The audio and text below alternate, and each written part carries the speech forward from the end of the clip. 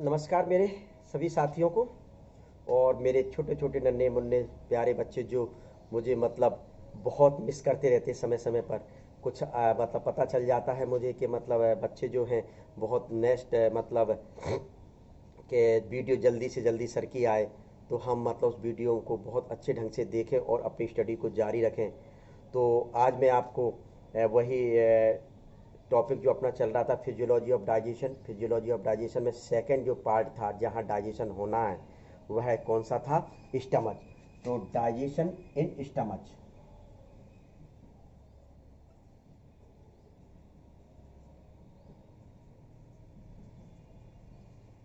Stomach तो ये आपको बताया जाएगा यानी कि आमाशय में पाचन। तो आमाशय में पाचन किस प्रकार से होता है? 11 नंबर के पार्ट में आपने पढ़ा होगा। मैं फूड को स्टमच तक लेकर आ गया था। ईसोफेगस यानी ग्रास नाल से सैलाइवा से सना हुआ फूड जैसे ही मुख्य रूप से किस भाग में पहुंचता है? स्टमच वाले भाग में पहुंचता है। तो स्टमच वाले भाग के पाइलोरिक पार्ट पे मैकेनिकल प्रेशर पड़ता है, यांत्रिक दाब पड़ता है, जिसके फलस्वरूप गैस्ट्रिन हार्मोन सीक्रेट होता है। गैस्ट्रिन हार्मोन का स्रावण होता है, सीक्रेशन होता है। गैस्ट्रिन हार्मोन की सीक्रेशन के फलस्वरूप स्टमच में पाई जाने वाली गैस्ट्रिक जो ग्लैंड है वह उत्तेजित होती है। गैस्ट्रिक ग्लैंड जैसी उत्तेजित होती है तो एक जूस सीक्रेट किया जाता है, जिस जूस को गैस्ट्रिक जूस के नाम से जाना जाता है। यह गैस्ट्रिक जूस लगभग वही 1.5 से 2 लीटर या 1 से 2 लीटर के लगभग मुख्य रूप से सीक्रेट होता है पर डे। तो जब ये गैस्ट्रिक जूस जो बना, इस गैस्ट्रिक जूस का जो पीएच मान होता है, वह 1.5 से 3.5 पीएच मान होता है। क्या पहली चीज तो ये, इसमें जूस में क्या क्या पोर्शन पाए जाते हैं, जूस में क्या क्या भाग होते हैं? वाटर होता है लगभग 96%, एंजाइम पाया जाता है 6% में, और HCl पाया जाता है। क्या पाया जाता है? HCl पाया जाता है। इसके अलावा इंट्रिंसिक फैक्टर ऑफ कैस्टल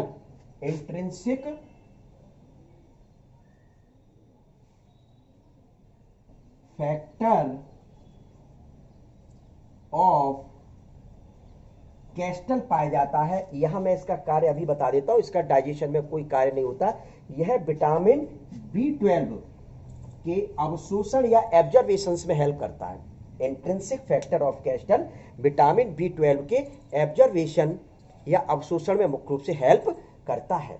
तो सबसे पहले आप और हम लोग इसको पढ़ते हैं कि क्या क्या कार्य, कौन से एंजाइम पाए जाते हैं, वह एंजाइम किस रूप में कार्य करते हैं। तो जो एंजाइम मैंने लिखा हुआ है, तो अब अपने को देखना है एंजाइम। तो देखिए,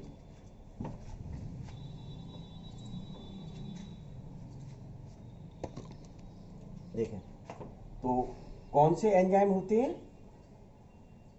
जब ये जूस सीक्रेट होता है उसमें जो एंजाइम पाए जाते हैं वह एंजाइम इनएक्टिव फॉर्म में पाए जाते हैं। तो प्रोपेप्सिन, दूसरा प्रोरेनिन, और तीसरा गैस्ट्रिक लाइपेज।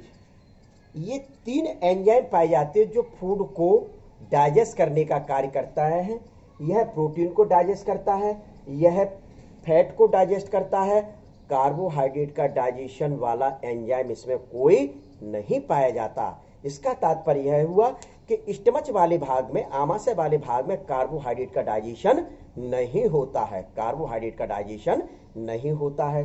तो देखते हैं इनके एंजाइम। और जो HCl पाया गया था, तो HCl के सबसे पहले आप और हम लोग कार्य देख लेते हैं। HCl सबसे मेन जो फंक्शन है HCl का, सबसे अच्छा इंपोर्टेंस है, वह है इनएक्टिव एंजाइम को एक्टिव करने का कार्य करता है। ये जो प्रोपेप्सिन प्रोरेनिन एंजाइम है इनएक्टिव फेज में पाए जाते थे। भाई एक्टिव जब तक नहीं होंगे, जब तक ये कार्य नहीं करेंगे, तो उस दौरान HCl के माध्यम से कार्य के दौरान ये एक्टिव हो जाते हैं।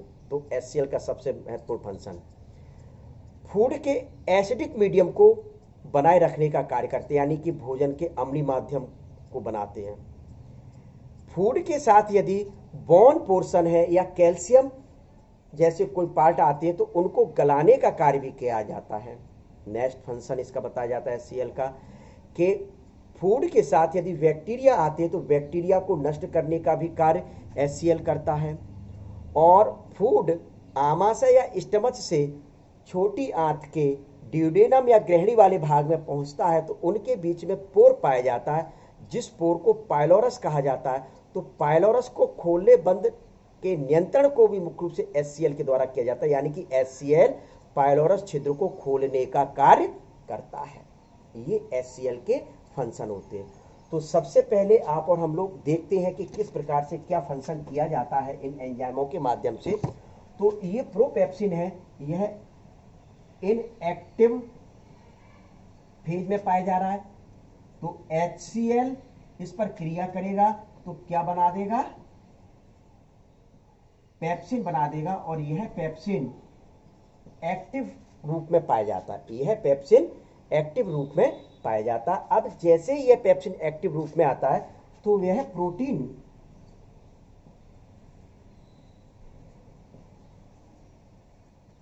देखिए, पानी लिख दिया, जल लिख दिया, यानी कि यह जल अपघटन क्रिया होती है। पाचन, विशेष ध्यान रखें, पाचन एक जल अपघटन क्रिया है, भौतिक रासायनिक क्रिया होती है। क्या जल अपघटन क्रिया होती है और भौतिक रासायनिक भी क्रिया मुख्य रूप से होती है। तो ये यहाँ ये एंजाइम लिख दिया, इस जगह एंजाइम लिखा। तो प्रोटीन का जो डाइजेशन होता है वह प्रोटीन का डाइजेशन किसमें होगा, सिंपल फॉर्म में प्रोटियोजेज, क्या प्रोटियोजेज प्लस पेप्टॉन्स, किसमें हो गया, पेप्टॉन्स में हो गया। क्लियर। तो ये प्रोटीन का डाइजेशन हुआ, क्या ये प्रोटीन का डाइजेशन हुआ। तो इसके बाद दूसरा जो एंजाइम है वह दूसरा एंजाइम कौन सा है, प्रोरेनिन। प्रोरेनिन प्रोपेप्सिन का यही था। अब आता है दूसरा एंजाइम प्रोरेनिन। ये भी इनएक्टिव फॉर्म में पाया जाता है बच्चों, यह भी कैसा पाया जा रहा है, इनएक्टिव फॉर्म में। तो ये HCl इसको एक्टिव करेगा, तो जिसके फलस्वरूप क्या बन जाएगा, रेनिन। यहां लिख दें आप और हम लोग एक्टिव। ये एंजाइम क्या कार्य करता है, ये एंजाइम दूध में जो घुलनशील प्रोटीन होती है जिसको केसिन कहा जाता है, उस केसिन को अघुलनशील प्रोटीन में बदलने का कार्य करता है। अर्थात दूध दही में बदल जाता है, दूध दही में बदल जाता है, जिसके कारण दूध हमारे आमाशय वाले भाग में अधिक लंबे समय तक रुका रहे, जिसके कारण आमाशय में पाए जाने वाले जो एंजाइम हैं वह एंजाइम सही ढंग से कार्य कर लें।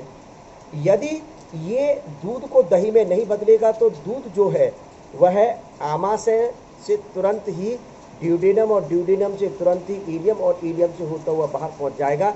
जितना पानी का अवशोषण होना वह हो जाएगा, लेकिन इसमें जो फूड मटेरियल पाए जाते हैं जैसे कार्बोहाइड्रेट है, प्रोटीन है, फैट है, मिल्क में जो पाया जाता है उनका डाइजेशन नहीं होगा। क्यों नहीं होगा, क्योंकि लंबे समय तक दूध वहां रुक नहीं पाया।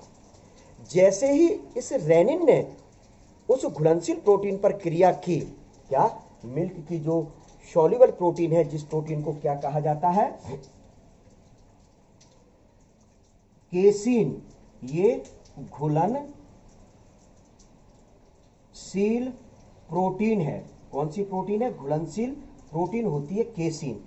इस केसिन पर क्रिया कौन कर रहा है, रेनिन एंजाइम क्रिया कर रहा है।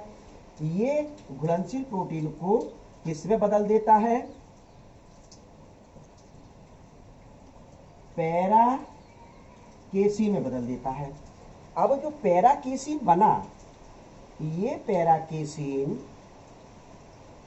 दूध में पाए जाने वाले कैल्शियम आयन से, दूध में पाए जाने वाले कैल्शियम आयन से क्रिया करके कैल्शियम पैराकेसिनेट बनाते हैं, कैल्शियम पैराकेसिनेट बनाते थे। जब ये प्रोटीन इस रूप में मिल्क में पाई जाती थी तब वह घुलनशील प्रोटीन थी, तो उसको क्या कह दिया, दूध किस फॉर्म में पाया जा रहा है, तरल रूप में पाया जा रहा है। दूध किस रूप में पाया जा रहा है, तरल रूप में पाया जाता है। जैसे ही ये केसिन रेनिन के माध्यम से कैल्शियम पैराकेसिनेट में तब्दील हुआ तो यह अघुलनशील अवस्था में आ गया, अघुलनशील अवस्था में आ गया, अर्थात दूध दही में बदल गया। दूध किस में बदल गया, दही में बदल गया। तो स्वाभाविक है दूध दही में जैसे ही बदला तो कुछ समय तक मुख्य रूप से आमाशय या आगे के अन्य भागों में मुख्य रूप से रुका रहेगा। आमाशय में यह जैसे ही मुख्य रूप से रुका रहता है, आमाशय में यह रुका रहता है, तो जो गैस्ट्रिक लाइपेज एंजाइम है इसके और पेप्सिन एंजाइम जो है वह सही ढंग से कार्य करके प्रोटीन को और लाइपेज को पचाते हैं, यानी डाइजेस्ट करने का कार्य करते हैं। तो यह मुख्य रूप से क्या होता है, रेनिन के द्वारा किया गया कार्य, रेनिन के द्वारा क्या कार्य किया जाता है, यानी रेनिन ने क्या किया, ये कैसिनेट बना दिया। अब कैसिनेट मुख्य रूप से क्या कार्य करेगा, देखिए इस चीज को मैं थोड़ा सा समझाने के दृष्टिकोण से एक बार यहीं से फिर लेके आता हूं। क्या अपना बन गया था, पैरा कैसिनेट बच्चों बन गया था। पैरा कैसिनेट में प्रोटीन कहां पर है, ये प्रोटीन है अघुलनशील अवस्था में है, यानी कि इसको क्या कह सकते हैं, दूध से दही के रूप में कन्वर्ट हुआ तो जो केसिन प्रोटीन थी घुलनशील वो अघुलनशील अवस्था में बदल गया, यानी कि अर्ध ठोस अवस्था दूध की आ गई। कैसी अवस्था आ गई, अर्ध ठोस अवस्था दूध की आ गई, जो दही के रूप में पाया जाता है। तो ये जो अघुलनशील जैसे ही बनी तो अब इस पर कौन, पेप्सिन जो एंजाइम था वह पेप्सिन एंजाइम कार्य करेगा इस कैसिनेट पर और क्या बना देगा, यहां मैं थोड़ा सा इसको इस जगह करता हूं, क्या बनता है, वही जो अभी पीछे में बता के आया, प्रोटियोजेज प्लस पेप्टोन्स बन जाते हैं। क्या बन गया, पेप्सिन ने पैराकेसिनेट पर क्रिया की, यानी कि पैराकेसिनेट क्या, कैसिनेट पर क्रिया करेंगे, प्रोटीन भाग पर क्रिया करेंगे पेप्सिन, तो वह प्रोटियोजेज प्लस पेप्टोन्स बनाने का कार्य करता है। तो ये आपका क्या हुआ, रेनिन ने जैसे ही ये इस अवस्था में लाया तो दूध का प्रोटीन वाला जो भाग होता है उस प्रोटीन वाले भाग पर पेप्सिन ने कार्य कर लिया। तो एक तो ये फायदा मिला। अब इस पर क्या पाए जाते थे, दूध अभी भी वहीं रुका हुआ, अब इसमें कौन सा एंजाइम पाया जाता था, गैस्ट्रिक लाइपेज एंजाइम। तो चाहे साधारण फूड हो या मिल्क का जो फूड हो, उस लाइपेज को पार्शियली डाइजेस्ट करने का कार्य करता है। क्या, गैस्ट्रिक जो लाइपेज है वह पार्शियली डाइजेस्ट करने का मुख्य रूप से कार्य करता है स्टमच लाइपेज को, यानी स्टमच में जो फैट पाई जाती है उसका जो आंशिक पाचन होता है वह आंशिक पाचन गैस्ट्रिक लाइपेज एंजाइम के द्वारा होता है। मुख्य जो पाचन होता है वह ड्यूडेनम वाले भाग में, क्या वसा का जो मुख्य पाचन होता है, फैट का मुख्य डाइजेशन प्रोसेस जो होती है वो ड्यूडेनम वाले भाग में पैंक्रियाटिक लाइपेज एंजाइम के माध्यम से होता है। पैंक्रियाटिक लाइपेज एंजाइम के माध्यम से 80% डाइजेशन होता है। यहाँ तो पार्शियली डाइजेशन हुआ था गैस्ट्रिक लाइपेज एंजाइम के माध्यम से। तो यह मुख्य रूप से आपको क्या बताया गया, ये चीज बताई। अब इसके अंतर्गत फूड का क्या हुआ, फूड का डाइजेशन हो गया। फूड आमाशय में जैसे ही पहुंचा था तो मंथन की क्रिया हुई थी। क्या मंथन की क्रिया हुई, यानी कि अब जो डाइजेस्टिव फूड है, अब इस डाइजेस्टिव फूड को काइम के नाम से जाना जाता है। किस नाम से जाना जाता है, विशेष ध्यान रख लें कि फूड पूर्ण रूप से डाइजेस्ट हो गया, यानी कि फिजिकल और केमिकल दोनों प्रकार की प्रोसेस हो गई, फिजिकल और केमिकल दोनों प्रकार की प्रक्रियाएं हो गई, यानी भौतिक और रासायनिक दोनों प्रकार की क्रिया हो गई। तो उसके फलस्वरूप जो कहलाया वह कायम, उस फूड को क्या कहा गया? कायम के नाम से जाना गया, कायम के नाम से जाना गया। अब यही कायम पाइलोरस छिद्र से होता हुआ ग्रहणी में पहुंचेगा। लेकिन पाइलोरस छिद्र ओपन कैसे होगा? पाइलोरस छिद्र ओपन कैसे होगा और वह ग्रहणी में कैसे पहुंचेगा, यह मैं आपको पार्ट 13 में बताऊंगा।